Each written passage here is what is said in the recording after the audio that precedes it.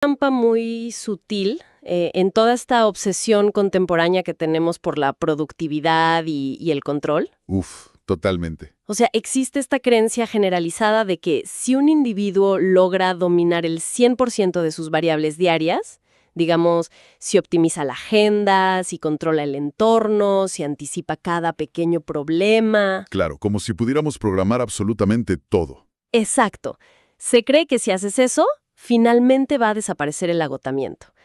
Pero el desgaste crónico, esa sensación tan humana de estar remando contra la corriente todo el tiempo, rara vez viene de la falta de esfuerzo. Sí, de hecho casi nunca es por no esforzarse lo suficiente. Viene paradójicamente de intentar hacer un trabajo que no nos corresponde. Y esto es fascinante porque textos ancestrales con miles de años de antigüedad sugieren que la verdadera fuga de energía ocurre cuando la mente humana intenta gestionar las variables que en realidad le pertenecen al universo. Y ese es exactamente el punto de quiebre donde nuestra perspectiva occidental moderna suele fallar por completo. Ajá. Porque el análisis detallado que vamos a estructurar hoy en esta inmersión profunda se basa en un conocimiento que tiene más de 4.500 años de antigüedad. ¡Wow! 4.500. Sí, imagínate. Y ha sido recopilado y estructurado maravillosamente a través de la sabiduría y el trabajo de Eleonora Barrionuevo. Estamos hablando de la rueda medicinal andina. Claro, la rueda medicinal. Y lo fascinante de este material es que no se presenta como una filosofía abstracta, de esas para debatir en un entorno académico, digamos. Sí, no es pura teoría en una pizarra. Exacto. Es una tecnología de la conciencia. O sea, es un mapa de transformación energética diseñado específicamente para que dejemos de pelear contra el entorno y logremos una sincronización real con las leyes naturales. Y vamos a desempacar esto porque la piedra angular de esta tecnología andina es un concepto que, la verdad, al leerlo, confronta directamente toda esa ansiedad de control que tenemos. Ah, sí. Choca de frente. El material de Eleonora la denomina la regla del 50%. La famosa regla del 50%. Sí, y se resume en una declaración muy contundente, que es yo hago el 50% que me toca, confiando en que el universo hará el resto. ¡Qué frase tan poderosa! Inmenso. Genera muchísimo vértigo porque nuestro sistema nervioso moderno está, digamos, cableado para anticipar amenazas todo el tiempo. Claro, estamos en alerta. Todo el tiempo. Y esa ansiedad nace de una ilusión de omnipotencia. O sea, queremos controlar el clima emocional de las personas que nos rodean, el tiempo exacto en que los proyectos tienen que madurar y todas esas piezas invisibles del futuro. Queremos ser dueños del 100%. Exactamente. Y al intentar absorber ese 100%, la psique se vacía por completo. El postulado de Eleonora Barrionuevo advierte que tratar de hacer el trabajo del universo no solo es inútil, sino que es el origen principal de todo nuestro agotamiento físico y espiritual. Para visualizar mejor cómo opera esta división del 50%, a mí me resulta súper útil pensar en la mecánica de un sistema de navegación, un GPS en un auto. Ah, me encanta esa analogía. Es que, piensa, la responsabilidad innegable del conductor, o sea, su 50%, es encender el motor, asegurar que hay combustible, tomar el volante con firmeza y, sobre todo, ingresar la dirección correcta en el sistema. Claro, si no haces eso, el auto no va a ir a ningún lado. Exacto. Si no hay acción en ese nivel, el vehículo simplemente no se mueve. Pero la locura absoluta y la verdadera locura sería intentar calcular mentalmente la rotación de los satélites en el espacio, triangular las frecuencias de radio y tratar de predecir el flujo de cada auto en la ciudad para saber por dónde ir. Sería imposible. Ese cálculo invisible es el otro 50%. Y si el conductor intenta procesar la trayectoria de los satélites mientras está acelerando en la avenida, bueno, el choque es inevitable. Claro, te estrellas. Te estrellas. En la rueda medicinal andina, soltar ese cálculo satelital, digamos, no es sinónimo de quedarse de brazos cruzados. Significa dejar el misterio en manos de las fuerzas correctas para poder concentrar toda nuestra energía vital en el volante. En lo que sí podemos hacer. Exacto. Y para aprender a hacer esto, la rueda ofrece un mapa multidimensional. Estructura la existencia en 4 planos fundamentales. Tenemos el plano físico, luego el plano mental y emocional, después el plano del alma y finalmente el plano del espíritu. Y ahí hay una tendencia natural, o sea, cuando uno se enfrenta a este tipo de mapas tan profundos, de querer saltar directo a la cima. Siempre es un clásico. Si al leer sobre el plano del espíritu, la mente dice, uy, yo quiero instalarme ahí de inmediato, porque suena mucho más elevado, más estético, más iluminado. Suena a que ya resolviste todo. Exacto. Pero el material fuente es sumamente estricto respecto a esta secuencia. Deja muy claro que es un proceso evolutivo y que, sinceramente, no hay manera de empezar por el final. Te obliga a iniciar el recorrido en la dirección más densa de todas, que es la dirección sur. Es que la tradición andina comprende algo vital, y es que no existen atajos hacia la trascendencia. No hay una pastilla mágica. Claro, no puedes saltarte los pasos. Imposible. Si el sistema nervioso de una persona está atascado en un estado de supervivencia, procesando un estrés crónico en su propio cuerpo biológico, intentar hacer un trabajo espiritual elevado es simplemente una evasión psicológica. Un bypass espiritual, como le dicen. Exactamente. Por eso, el mapa de Eleonora exige que el viaje comience en lo que se llama la senda del sanador, en el sur, donde se aborda la materia bruta, lo físico. Y explorando esta puerta del sur, vemos que el elemento que la rige es la tierra, Jalpamama, pero la forma en que los textos abordan nuestra relación con la tierra requiere desarmar por completo nuestra visión moderna. Sí, esa visión tan extractivista que tenemos. Exacto, de usar y tirar. Implica dejar de percibir a las montañas, los árboles o los minerales como simples decorados, inanimados o recursos para construir cosas. Hay que empezar a relacionarse con ellos como testigos sagrados. Y se propone un nivel de empatía radical aquí. La premisa andina es que el mundo mineral y vegetal no es materia inerte, o sea, no son piedras y palos sin vida. Poseen una frecuencia, una memoria, que ya estaba aquí muchísimo antes que la humanidad. Mucho antes que nosotros. Totalmente. En esta dirección sur, la estación es la primavera, la energía del brote, de lo que nace. Y el instrumento clave es el tambor. Y el tambor no se usa para hacer música bonita, ¿verdad? No, para nada. Se utiliza no con fines musicales, sino como una herramienta somática. Su golpeteo repetitivo replica de alguna forma la acústica del latido del corazón humano. Sirve como un ancla fisiológico que toma toda esa conciencia dispersa y la enraiza de nuevo en el cuerpo físico. ¡Wow! Y todo este anclaje en el cuerpo físico está custodiado por un arquetipo muy específico de esta dirección, que es la Hatum Sachamama, la gran serpiente. La gran serpiente, sí. Y me encanta porque la mecánica biológica de este animal explica perfectamente el objetivo de la senda del sanador. O sea, cuando la piel de la serpiente ya ha sufrido rasguños, cuando, digamos, ya no se ajusta a su tamaño actual y restringe su movimiento, Ya le queda chica. vendarla con aguja e hilo, ni se queda apegada llorando por su piel vieja. Simplemente se desliza hacia afuera, deja la estructura vieja intacta sobre la tierra y avanza con un tejido nuevo adaptado a su presente. Es una imagen poderosísima. Sí, y el texto utiliza este mecanismo biológico para hablar de algo fundamental, que es el desprendimiento de la historia personal. Y aquí es donde la comprensión suele fracturarse un poco, porque es vital entender el mecanismo psicológico detrás de este arquetipo de la serpiente. Cierto, porque quiero hacerte una pregunta clave aquí. Dime. La instrucción de desprenderse del pasado puede sonar, para mucha gente, a represión clínica.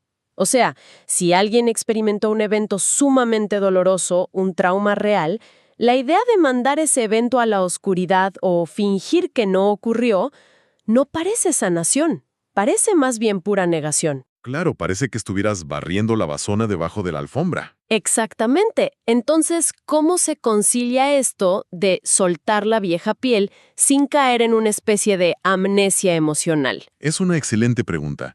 Y la distinción fundamental que hace el texto y que Leonora explica con mucha claridad es la diferencia entre el hecho histórico y la narrativa. Aler, explícame eso. O sea, no se niega el evento traumático. El pasado no se borra, sucedió.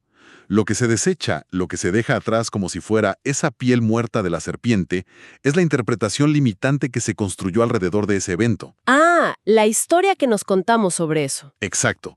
Es la identidad de víctima, es el resentimiento crónico o el cuento limitante que hoy, en el presente, nos drena la vitalidad. Claro. Al soltar la historia como excusa, fíjate qué interesante, se honra genuinamente a la persona que sobrevivió a ese pasado. Se rescata la memoria celular, pero eliminando por fin la carga que paraliza la evolución. Qué potente. Separar el evento de la carga narrativa. Es, de verdad, una distinción clínico brillante. Lo es. Y el material de Eleonora Barrionuevo especifica que este desprendimiento, además, no se logra solo leyendo sobre la serpiente en un libro. Existen herramientas físicas y energéticas, lo que ella llama alquimias chamánicas. Alquimias chamánicas, exacto. Y una de las más prominentes en esta etapa es la creación del altar de poder. En el texto se afirma algo que me dejó pensando mucho. Dice, como está el altar, será como está la conciencia. Sí, es un reflejo directo. Pero para alguien que de pronto solo ve un grupo de piedras, plumas y objetos en una mesa, cuesta entender el mecanismo por el cual armar eso altera realmente el estado mental. Claro, puede parecer solo decoración, pero el altar no es decorativo en absoluto. Funciona como un espejo psíquico. Un espejo psíquico. Ok. Sí. Al disponer elementos tangibles que representan las 4 direcciones y los elementos naturales, la persona está, literalmente, externalizando su paisaje interno. Si la mente está fragmentada, si hay caos emocional, la disposición del altar va a reflejar inevitablemente esa asimetría. Se va a ver desordenado, sin armonía. Exactamente. Y además, la estructuración de este espacio sagrado no se hace al azar. Se rige por los 7 códigos andinos. Los códigos... Y estos códigos actúan como principios rectores. Establecen fronteras, crean una vasija de contención psicológica, digamos, para que al momento de que afloren esas memorias dolorosas, la persona no se desborde emocionalmente. Está sostenida. Es decir, el altar y los códigos proporcionan la estructura para poder entrar de manera segura en lo que la tradición llama el tiempo circular. El famoso tiempo circular, sí. Y este concepto rompe todos los esquemas. O sea, nuestro cerebro occidental está condicionado a operar siempre en tiempo cronológico, en línea recta, siempre midiendo lo que ya pasó, sufriendo por eso y calculando lo que falta para llegar al futuro. Siempre ansiosos por lo que viene. Entonces, ¿cuál es el mecanismo psicológico o energético que se activa al suspender esta línea temporal y entrar de lleno en el tiempo circular? Bueno, partamos de la base de que la linealidad genera angustia por definición. Al invocar el espacio sagrado en este altar, el individuo entra en una frecuencia donde esa ilusión de distancia temporal colapsa por completo. Colapsa. Sí, desaparece. Psicológicamente, esto permite interactuar con la memoria celular como si fuera un evento que está ocurriendo ahora mismo. ¡Wow! En el tiempo circular, la herida que ocurrió hace, 3 décadas, no está a 30 años de distancia. Está vibrando aquí y ahora. Y precisamente por estar en el presente, se vuelve maleable. Se puede tocar, sanar y reprogramar. O sea, es como abrir un quirófano energético, pero fuera del tiempo ordinario. Exactamente eso. Un quirófano fuera del tiempo. Y tiene una lógica estructural impecable. Que el mapa no te permita avanzar a los otros niveles hasta que esta cirugía inicial en el sur esté completa. Porque si el sur ancla el cuerpo físico y limpia la historia personal, entonces el sistema humano tiene por fin la ligereza necesaria para enfrentar la siguiente etapa sin colapsar. Sin desarmarse en el proceso. Claro. Y ahí entonces la rueda gira hacia el oeste, lo que llaman la senda del maestro. Una vez estabilizado el plano físico, la psique por fin tiene la resistencia para descender al plano mental y emocional. En el oeste, el terreno cambia drásticamente. El elemento aquí es el agua, mamacocha, que representa todas esas corrientes subterráneas de la mente. Lo que no se ve a simple vista. Ajá. La estación es el otoño, que es el tiempo biológico en que la naturaleza suelta con gracia aquello que ya no tiene savia vital. Y el arquetipo que vigila esta dirección es el Hatu Motorongo, el gran jaguar o puma. Es un salto fuerte. O sea, pasar de la serpiente reptando por la tierra al jaguar acechando en la espesura. Un depredador que además ve en la oscuridad. Y el puma es absolutamente necesario aquí, porque el oeste exige valentía. Exige enfrentar lo que la psicología profunda denomina la sombra. Uy, la sombra. Sí, es el espacio para reconocer esos miedos inconfesables, las proyecciones que hacemos en otros y todas esas energías destructivas que, sin darnos cuenta, hemos adoptado como propias. El jaguar te enseña el arte de moverte por la oscuridad sin ser detectado. Qué interesante. Por eso, la herramienta de sanación en esta senda no es el diálogo constante, ni la confrontación explosiva con los demás. El elemento sanador aquí es el silencio. El silencio como herramienta quirúrgica. Me parece que en una época donde la reacción verbal inmediata parece obligatoria, en redes sociales y en la vida, usar el silencio para cortar lazos con dinámicas tóxicas es revolucionario. Revolucionario y sumamente efectivo. Y observando esta cadena causal de la rueda, resulta evidente por qué el oeste debe completarse antes de seguir avanzando. Claro. O sea, no se puede sanar la esencia pura del alma si primero no se ha limpiado todo ese desorden emocional y los apegos tóxicos del agua. Sería como intentar construir sobre lodo. Exacto. Entonces, una vez purificada el agua en el oeste, el viaje nos empuja hacia una dirección aparentemente más gélida, que es el norte. Llegamos a la senda del guerrero. Aquí ingresamos de lleno al invierno. El elemento es el fuego, Ninatata, que es el que aporta el calor y la transmutación en medio de esas bajas temperaturas. ¡Qué hermoso contraste! Y el arquetipo que aparece aquí, fíjate cómo rompe con la expectativa, porque venimos de serpientes y jaguares, bestias de poder, y de pronto nos recibe el Kenti, el colibrí. Sí, la transición de un jaguar inmenso a un ave de pocos gramos parece un salto extraño, casi frágil. Parece, pero no lo es. Porque el material indica que en el norte se trabaja el plano del alma y, más específicamente, la herida original. Entonces, ¿qué mecanismo biológico tiene el colibrí que lo convierte en la llave para este nivel de profundidad tan grande? Bueno, el diseño aerodinámico del colibrí es único en la naturaleza. Es la única ave capaz de sostener el vuelo en reversa. Ah, el vuelo hacia atrás. Exacto. En el norte, el trabajo principal es energéticamente retroceder en el tiempo para sanar el linaje y el árbol genealógico. Entonces, el vuelo hacia atrás del colibrí simboliza esa capacidad de sumergirse en la historia de los ancestros. Todo tiene un sentido. Y además su dieta está basada en el néctar de las flores. Eso representa la habilidad de extraer la dulzura y la sabiduría de esos eventos generacionales dolorosos, sin quedarse atrapado en el veneno del trauma heredado. Extraer la sabiduría de la herida ancestral. ¡Qué belleza de imagen! Y aquí hay un componente metodológico que resulta fascinante. Porque para desarmar esos contratos kármicos o familiares, el texto señala que la medicina no es el análisis discursivo. La medicina es el baile. El baile, sí. Y es loco porque muchas veces intentamos resolver el trauma familiar hablando durante años y años en un diván. Puramente, puro intelecto. Sí, puro intelecto. Pero, ¿por qué la rueda andina prescribe el movimiento corporal rítmico para sanar esto? Porque la tradición entiende que los nudos generacionales y los traumas profundos no residen únicamente en la corteza prefrontal del cerebro. No están solo en los pensamientos. No, están cristalizados físicamente en el tejido miofacial y en todo el sistema nervioso. El razonamiento puro, por más brillante que sea, no puede penetrar esas capas somáticas tan profundas. Claro, la palabra no llega hasta ahí. Exacto. El baile, como elemento sanador, genera una vibración que rompe esa rigidez celular. Al mover el cuerpo con intención sagrada, se libera la energía estancada del linaje. Permites que la información traumática se reescriba desde el movimiento, desde el cuerpo y no desde la simple teoría. Tiene todo el sentido del mundo. Soltar la historia en el sur con la serpiente, limpiar la emoción en el oeste con el silencio del jaguar y luego desatar el nudo ancestral bailando en el norte. Así es el progreso. Todo este recorrido monumental parece un sistema de purificación progresiva súper calculado, preparando la maquinaria humana para poder sostener, sin desintegrarse, la frecuencia de la última dirección, que es el este. Llegamos a la senda de la trascendencia. Aquí ya es el verano, regido por el abuelo viento, Wairatata. Y al haber despejado ya las capas físicas, las emocionales y las anímicas, se accede finalmente al plano del espíritu. El punto más alto.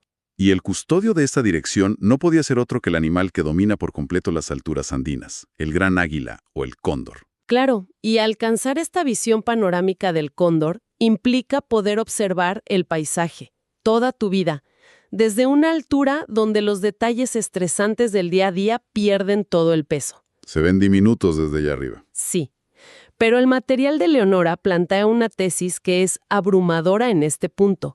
Sostiene que, desde esta perspectiva espiritual, uno comprende que toda la realidad externa es simplemente una proyección de la propia psiquis. ¿Así de radical? Y si tomamos esa premisa como verdadera, el concepto entero de victimización colapsa por completo. Ya no hay víctimas. Exactamente, porque absolutamente todo el poder retorna al individuo. Si el exterior es, literalmente, un reflejo de tu arquitectura interior, entonces no hay circunstancias externas a las cuales culpar. Se acaban las excusas. Se acaban. Y esa es la libertad. Una libertad aterradora y magnífica que otorga la sabiduría del Este. La responsabilidad es total. Por eso, el recurso humano en esta etapa final es la visión clara.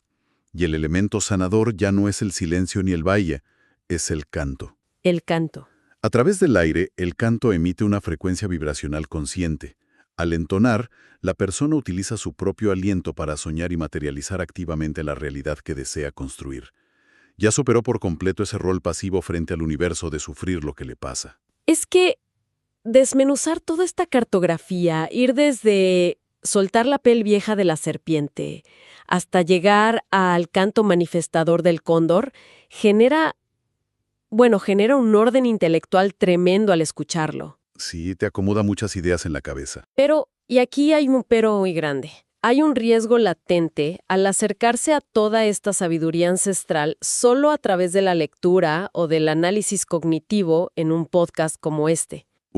El riesgo es altísimo. Porque entender perfectamente la mecánica biológica del colibrí o memorizarte los 7 códigos andinos, en el fondo se parece muchísimo a leerte un manual súper detallado sobre cómo andar en bicicleta. Claro.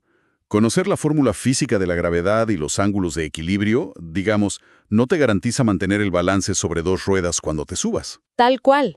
La mente puede recitar de memoria cómo operan los pedales, pero hasta que el individuo no se sube físicamente a la bici, no siente el peso del metal bajo su cuerpo, no tambalea y, seamos honestos, no se cae contra el asfalto un par de veces, el sistema nervioso jamás va a aprender a mantener el equilibrio real. Jamás. Y analizar los planos de la rueda medicinal andina, en la teoría, no cicatriza el árbol genealógico. Ese es, en esencia, el núcleo de la transmisión que sostiene Eleonora Barrionuevo en todo su trabajo. Y hay que recalcarlo.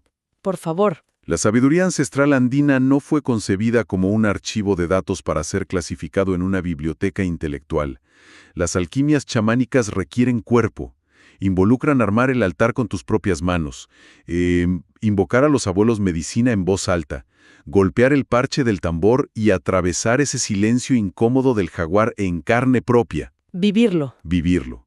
Si el conocimiento no pasa por el tamiz de la experiencia somática, el mapa se queda simplemente como un pedazo de papel fascinante pero totalmente inerte. Y por eso es vital dejar súper claro a quienes están escuchando que el recorrido de hoy no busca ser un resumen académico definitivo de todo esto. Para nada. Es más bien intentar abrir una puerta, mostrar que existe un terreno profundo por explorar muchísimo más allá de la teoría.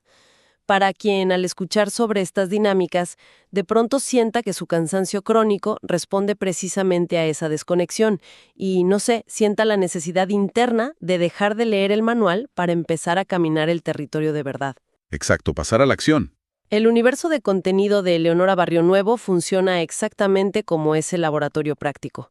Y sumergirse en su canal de YouTube es una excelente primera aproximación. Es un gran lugar para empezar. Suscribirse, activar las notificaciones y dejar que esos videos guíen el inicio del proceso ayuda a que esta sabiduría siga resonando y llegando a quienes más necesitan entender esa regla del 50%. Porque la transformación requiere constancia. No es de un día para otro.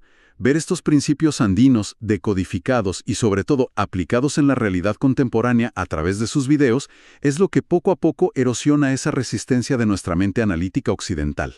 Totalmente. Por eso seguir su cuenta en Instagram también es clave. La pueden buscar directamente como @eleonorabarrionuevo, todo junto. Eso permite integrar pequeños destellos de este enfoque chamánico en medio de todo el ruido cotidiano de las redes sociales. Sirve como un recordatorio constante en tu celular. Sí, pero la invitación fundamental para aquel que siente que ya agotó el camino del análisis, que ya leyó todos los libros de autoayuda y está verdaderamente dispuesto a vivir la experiencia transformadora. Ahí el salto es otro.